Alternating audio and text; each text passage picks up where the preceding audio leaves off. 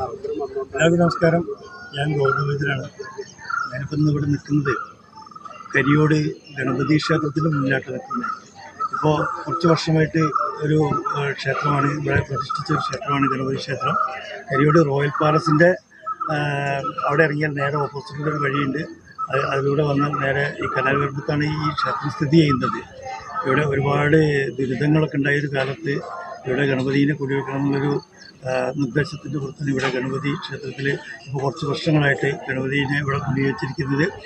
ആ ഗണപതി അമ്പലത്തിൽ നിങ്ങൾ വന്ന് തൊഴുത് കഴിഞ്ഞാൽ നിങ്ങൾക്ക് എല്ലാ സർവ്വ ഐശ്വര്യങ്ങളും നിങ്ങളുടെ സർവ്വ വിഘ്നങ്ങളും മാറും.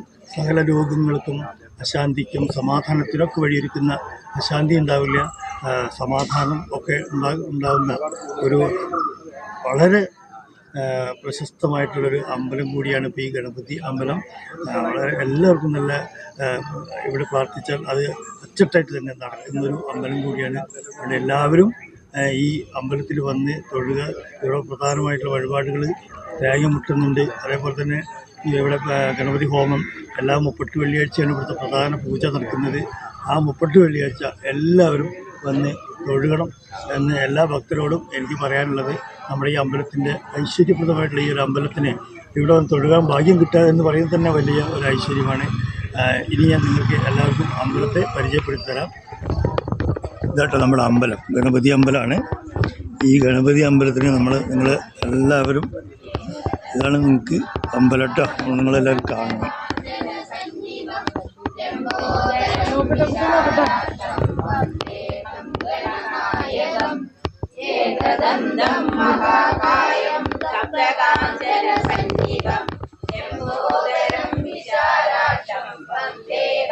മൊത്തം 38 വെള്ളിയാഴ്ചയാണ് ഇന്ന്. അപ്പോൾ 38 വെള്ളിയാഴ്ച ദിവസം ഇവിടെ ഇതേപോലുള്ള പ്രാർത്ഥനകൾ ഇനി വൈകുന്നേരം വരെയും, ഇന്ന് രാത്രി മുഴുവനും ഉണ്ട്, വൈകുന്നേരം വരെയുണ്ട്. അപ്പോൾ നമുക്ക് ഇനി ഈ അമ്പലത്തെക്കുറിച്ച് നിങ്ങളെല്ലാവരും അറിയണം കേട്ടോ. വളരെ നമ്മൾ ഇത് പ്രസാദം ഉണ്ടാക്കുന്ന സ്ഥലമാണ്. അമ്പലത്തിൻ്റെ പ്രസാദം ഒക്കെ വിതരണം ചെയ്യുന്നതും ഇവിടെ ഇതാണല്ലേ. നമ്മുടെ ഈ അമ്പലത്തിലെ എല്ലാ തിരുമേനിയാണ്, ഇവിടെ എല്ലാം തിരുമേനിയാണ് ഉണ്ടാക്കുന്നത്. പ്രസാദത്തിന് വേണ്ടിയിട്ടുള്ള അപ്പുണ്ടാക്കുന്ന ഒരു അമ്പലം കൂടിയാണ്. ഇതാണ് അമ്പലം.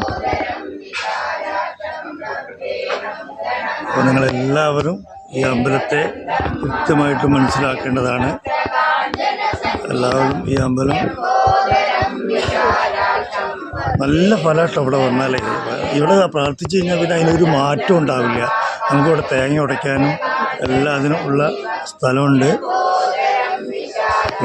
ഇത് ഊട്ടുവരെയാണ് ഇവിടെയാണ് അന്നദാനം എല്ലാം. ഇവിടെ രാവിലെയും വൈകുന്നേരത്തൊക്കെ ഭക്ഷണം ഉണ്ട് കേട്ടോ. അന്നത്തെ ദിവസം വെള്ളിയാഴ്ച ദിവസം ഇവിടെ അന്നദാനം പ്രധാനമാണ്.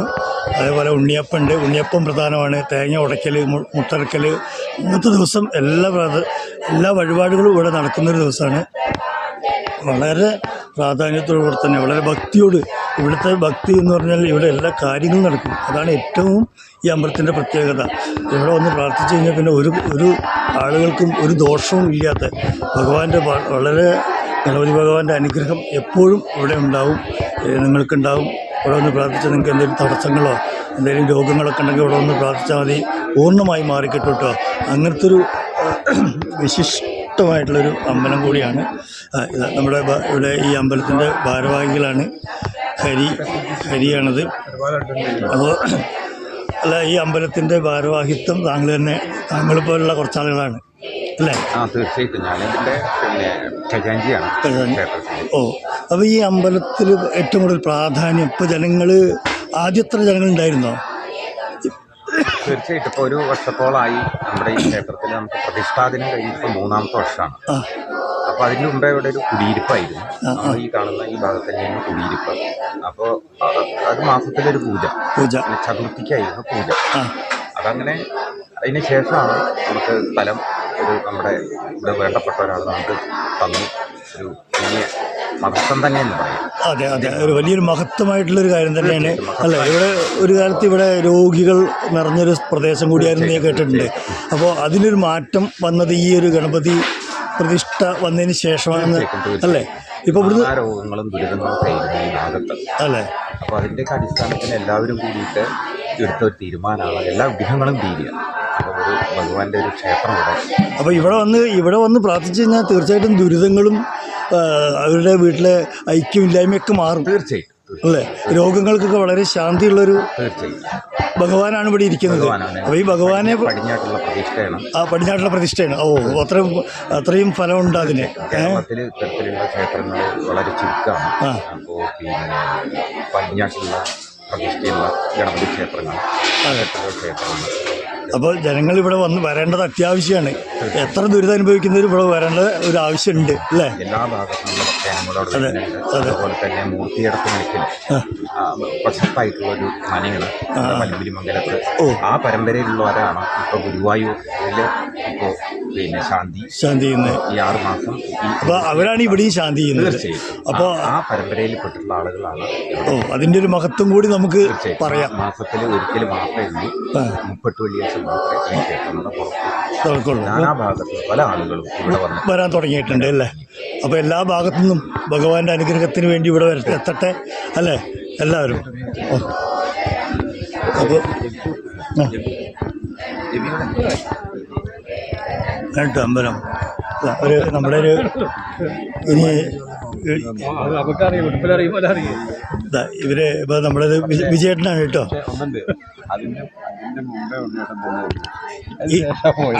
വിജയേട്ട നമസ്തേ. വിജയേട്ട നമസ്തേ. നമസ്തേ. പറയൂ. ഈ അമ്പലത്തിന്റെ തുടക്കം മുതൽ എല്ലാ കാര്യത്തിനും വേണ്ടി നിൽക്കുന്ന ഒരാളാണ് വിജയേട്ടൻ അല്ലേ? ഇപ്പോൾ ബ്ലോക്കിലേക്ക് മത്സരിക്കാൻ കൂടി നിൽക്കുകയാണ്. അപ്പോൾ ഈ അമ്പലത്തെ കുറിച്ച് വിജയേട്ടൻ എന്താ പറയാനുള്ളത്? എന്താ പറയാനുള്ളത് വെച്ച് കഴിഞ്ഞാൽ ഈ ഭാഗത്ത് ഉള്ള ഒട്ടനവധി ബുദ്ധിമുട്ടുകളും കഷ്ടങ്ങൾക്കും ഒക്കെ ഇങ്ങനെ ഈ ഒരു ക്ഷേത്രം ഇവിടെ ഉയർന്നു വന്നതിന് ശേഷം അതിന് ഒരുപാട് രോഗശാന്തി, അഭിവൃദ്ധി എല്ലാ ജനങ്ങൾക്കും ഈ ഒരു കരിയോട്ടിൽ മഹാഗണപതി ക്ഷേത്രത്തിൽ വന്ന് തൊഴുതാൽ അതിൻ്റേതായ ഫലം ഭഗവാൻ ഇതുവരെ തന്നുകൊണ്ടിരിക്കുന്നുണ്ട്. ഇപ്പോഴും അതിൻ്റെ ഭാഗമായിട്ട് തന്നെയാണ് ഇവിടുത്തെ ആ ബുദ്ധിമുട്ടുകളും വിഘ്നങ്ങളൊക്കെ തീരാൻ വേണ്ടിയിട്ടാണ് ഇങ്ങനെ ഇവിടെയുള്ള ഭക്തജനങ്ങൾ മുന്നിട്ടിറങ്ങിയിട്ടാണ് ഈ ഒരു ക്ഷേത്രം ഇവിടെ ഉയർന്നു വന്നത്. ആ ഉയർന്നു വന്ന് ഇത് ഏകദേശം ഇപ്പോൾ ഒരു 15 വർഷത്തോളമായി ഞങ്ങൾ ഇവിടെ പ്രതിഷ്ഠയും പൂജയും തുടങ്ങിയിട്ട്. പക്ഷേ ക്ഷേത്രം ഇപ്പോൾ ഈ രീതിയിലായിട്ട് ഇപ്പോൾ 2 വർഷം കഴിഞ്ഞിട്ടേ ഉള്ളൂ. എങ്കിലും കൂടിയിട്ട് ഈ കരിയോട്ടിൽ മഹാഗണപതിയാണ് ഇവിടെ പ്രതിഷ്ഠ. ആ മഹാഗണപതിക്ക് ഈ രീതിയിലുള്ള ഒരു പൂജ കൊടുക്കാൻ തുടങ്ങിയതിന് ശേഷം ഈ നാട്ടിൽ യാതൊരു അനിഷ്ട സംഭവങ്ങളും ഇല്ല. ആർക്കും ഒരു ബുദ്ധിമുട്ടും ഇല്ലാണ്ട് ആ ആപത്ത് കാലത്ത് എന്ത് ആപത്തിൽ നിന്നും നമ്മളെ ഈ ഗണപതി ഭഗവാൻ ഞങ്ങളെ കാത്തു രക്ഷിക്കുന്നുണ്ട് എന്നാണ് എനിക്ക്. അപ്പോൾ ഇവിടുത്തെ എല്ലാ ആളുകൾക്കും വളരെ വിശിഷ്ടമായ ഒരു അമ്പലമായി മാറിക്കഴിഞ്ഞു. ഇഷ്ടമായ ഒരു അമ്പലമാണ്. ഇനി ഇത് മുന്നോട്ട് മുന്നോട്ട് പോകണം. വളരെയധികം നമ്മളുടെ കാലശേഷം ഈ ക്ഷേത്രം ഉയർന്നു വലിയൊരു ഉയർച്ചയിലേക്ക് എത്തും. അപ്പോൾ ഈ ക്ഷേത്രത്തിന്റെ ആദ്യകാലത്തെ പ്രസിഡന്റായിരുന്നു ഞാൻ. ഇതിന്റെ പ്രസിഡന്റ് രവി കച്ചേരിപ്പറമ്പിലാണ്. അങ്ങനെ എന്തായാലും ഇത് ആരായാലും ഈ ഭാഗത്തുള്ള ആളുകളുടെയൊക്കെ ക്ഷേമത്തിനും ഐശ്വര്യത്തിനും ഈ എളമ്പിലാശ്ശേരി ദേശത്തിന് തന്നെ മഹാഗണപതിക്ക് ഇവിടെ ഒരു ക്ഷേത്രം പൂജ ഇല്ല. കാരണം ഉപദേവതയായിട്ട് പൂജ ഉണ്ടായിരുന്നില്ലെങ്കിൽ കൂട്ടി മഹാഗണപതിയുടെ ഒരു ക്ഷേത്രം ഈ കരിയോട്ടിൽ മഹാഗണപതി ക്ഷേത്രം മാത്രമേ ഉള്ളൂ. അപ്പോൾ അതുകൊണ്ട് ഇവിടെ വന്ന് തൊഴുകാൽ അത് അത്രയും നാടിനും തൊഴുകണവർക്കും ശ്രേയസ്സാണ് എന്നാണ് ഇവിടെ വിധിയാൽ കണ്ടെക്കണതും ഇത് പൂജാരികളൊക്കെ പറഞ്ഞിരിക്കണതും. മാത്രമല്ല ഇപ്പോൾ അതന്നെയാണ് നടന്നുകൊണ്ടിരിക്കുന്നത്. അപ്പോൾ ഇവിടുത്തെ ജനങ്ങളിപ്പോൾ ശരിക്കും പറഞ്ഞു കഴിഞ്ഞാൽ ഈ അമ്പലമായിട്ട് വളരെയധികം ഇഴുകിച്ചേർന്ന് കഴിഞ്ഞു. തീർച്ചയായിട്ടും. ഇനി ഇപ്പോൾ ഇത് കാണുന്ന ആളുകളോട് വിജയേട്ടൻ എന്താ പറയാനുള്ളത്? പുറത്തുള്ള ആളുകൾ ഇത് എന്തായാലും കാണുമല്ലോ, കാണും. അപ്പോൾ അത് കാണുമ്പോൾ അവരോടൊക്കെ എന്താ പറയാനുള്ളത്? അതായത് ഇവിടെ ഉദ്ദിഷ്ട കാര്യങ്ങൾ എന്ത് കാര്യങ്ങളുണ്ടെങ്കിലും ശരി ഈ മഹാഗണപതിനെ വന്ന് നേരിട്ട് കണ്ട് ഇവിടെ ഒരു പൂജ ചെയ്യിപ്പിച്ചാൽ കുടുംബൈശ്വര്യ പൂജ ആണ് ഇവിടുത്തെ ഏറ്റവും നല്ലൊരു വഴിപാടാണ്. ആ ഒരു കുടുംബത്തിന് മൊത്തം ഉള്ള ഒരു പൂജയാണ് ചെയ്തുകൊണ്ടിരിക്കുന്നത്. അതിന് പറ്റിയ ഒരു മൂർത്തിയടുത്ത് നാരായണൻ നമ്പൂതിരിയാണ് ഇപ്പം ഇവിടുത്തെ മേൽശാന്തി. അദ്ദേഹം അത് വളരെ വൃത്തിയായിട്ട് പറഞ്ഞു കൊടുക്കുകയും ചെയ്യും. അതുപോലെ തന്നെ മുട്ടറക്കൽ ഒരു പ്രധാന വഴിപാടാണ്. പിന്നെ ഒറ്റപ്പം പ്രധാന വഴിപാടാണ്. ഈ ക്ഷേത്രകാര്യങ്ങളിലേക്ക് ഇറങ്ങി അന്ന് തൊട്ടിട്ട് ഇന്ന് വരെ ഞങ്ങൾക്ക് യാതൊരു ബുദ്ധിമുട്ടും വന്നിട്ടില്ല. ആ കാര്യങ്ങളൊക്കെ വളരെ ഭംഗിയായിട്ട് ഇവിടുത്തെ ഭഗവാൻ ഞങ്ങൾക്ക് നടത്തി തരുന്നുണ്ട്. എല്ലാം 30 വെള്ളിയാഴ്ചയാണ് ഇവിടെ. 30 വെള്ളിയാഴ്ച എല്ലാ മാസത്തിലെയും ആദ്യത്തെ വെള്ളിയാഴ്ച, മലയാള മാസത്തിലെ ആദ്യത്തെ വെള്ളിയാഴ്ച 30 വെള്ളിയാഴ്ച അതാണ് ഇവിടുത്തെ പൂജ. അന്നത്തെ ദിവസം പിന്നെ രാവിലെ അന്നദാനമുണ്ട്, വൈകിട്ട് അന്നദാനമുണ്ട്. അതൊക്കെ തന്നെ ഇവിടുത്തെ ഭക്തജനങ്ങളുടെ കൂട്ടായ്മയും കൊണ്ടും പരിശ്രമം കൊണ്ടാണ് നടന്നുകൊണ്ടിരിക്കുന്നത്. അപ്പോൾ ഇതൊരു വലിയൊരു ജനങ്ങൾ വന്ന് അവർക്ക് എല്ലാ ദുരിതങ്ങളും മാറ്റുന്ന ഒരു അമ്പലമായി മാറട്ടെ. ഗണപതിയുടെ എല്ലാ അനുഗ്രഹങ്ങളും ഇവിടെ ഉണ്ടാവട്ടെ. ഒരു ഗണപതിയായി ഇവിടെ ഈ ഗ്രാമത്തിന്, ഈ നാടിനെ എല്ലാ രോഗങ്ങളും ദുരിതങ്ങളും എല്ലാം മാറ്റുന്നൊരു അമ്പലമായി മാറട്ടെ. ഓക്കെ. ഉണ്ണിയേട്ടൻ ഉണ്ണിയേട്ടനാണ് നമ്മുടെ എന്താ പറയുക മെമ്പറായി മത്സരിക്കാൻ പോകുന്ന ഉണ്ണിയേട്ടനാണ്. ഉണ്ണിയേട്ടൻ ഇപ്പോൾ ഈ അമ്പലത്തെക്കുറിച്ച് എന്താ പറയാനുള്ളത് ഉണ്ണിയേട്ടൻ? ഇത് കുറെ കാലമായി ഫംഗ്ഷൻ ചെയ്യണുണ്ട്, പക്ഷെ ഇപ്പോഴാണ് ഒരു അവസരം കിട്ടിയത് ഇവിടെ വരാൻ, അതുകൊണ്ട് വന്നു. അതെ, അപ്പൊ അതിന്റെ ഒരു സന്തോഷത്തിലാണ് ഉണ്ണിയേട്ടൻ. സംശയമില്ല. ഓക്കെ. പ്രത്യേകിച്ച് എന്റെ വാർഡും കൂടി ഉൾക്കൊള്ളുന്ന ഒരു ഏരിയയാണ്, അപ്പൊ അതുകൊണ്ടാണ്. അയ്യോ ശരി.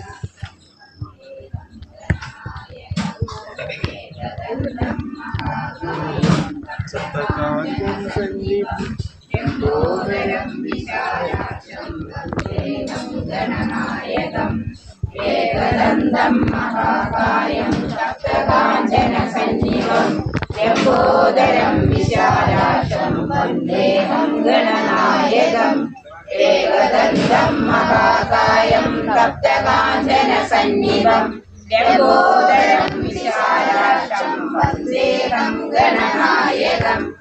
ഏകദന്തം മഹാകായം സപ്തകാഞ്ചനസന്നിഭം.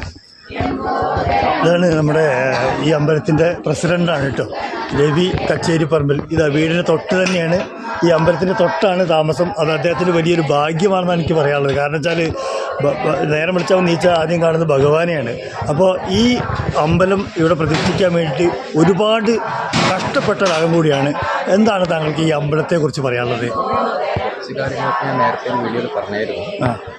ഈ ഒരു പ്രദേശത്തിൻ്റെ ഐശ്വര്യത്തിനും സമ്പത്തിനും ഒക്കെ വേണ്ടിയിട്ട് നമ്മൾ ഇത് ഒരുപാട് കാര്യങ്ങൾ പറയുകയാണെങ്കിലുണ്ട്.